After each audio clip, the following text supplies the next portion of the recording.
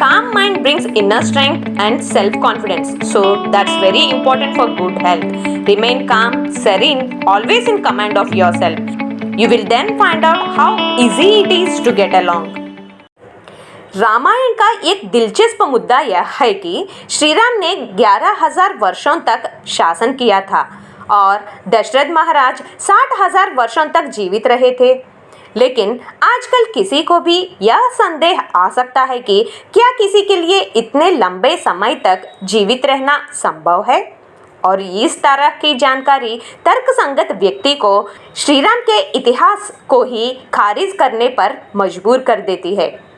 रामायण के सुंदरकांड में हनुमान जी से और महाभारत में भीम और युधिष्ठिर संवाद से भी यह स्पष्ट होता है कि जो वैदिक जीवन की प्रतिज्ञाओं का पालन करता है और जो श्रेष्ठ है उसके लिए एक दिन एक वर्ष के बराबर है।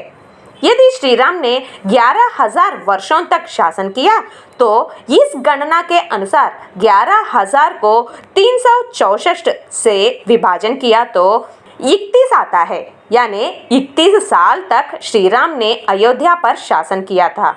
सुंदरकांड में सीता के संस्करण से ये जान सकते हैं कि श्री राम अपने 25वें वर्ष में वनवास पर गए थे।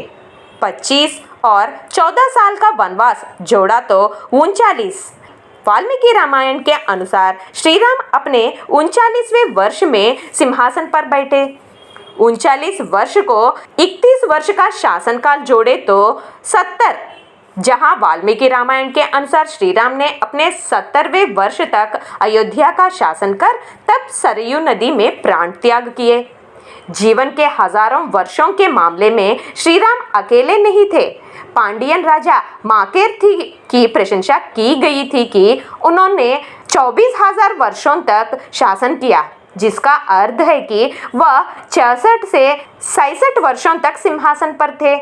इसी तरह श्री राम के तीनों भाई एक ही समय पर पैदा हुए और एक ही समय पर प्राण त्याग दिए।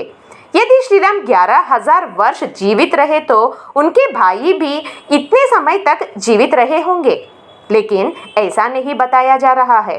इसलिए अतीत की व्याख्या करते समय हमें पृथ्वी की आयु और जीवन की आयु को ध्यान में रखना होगा।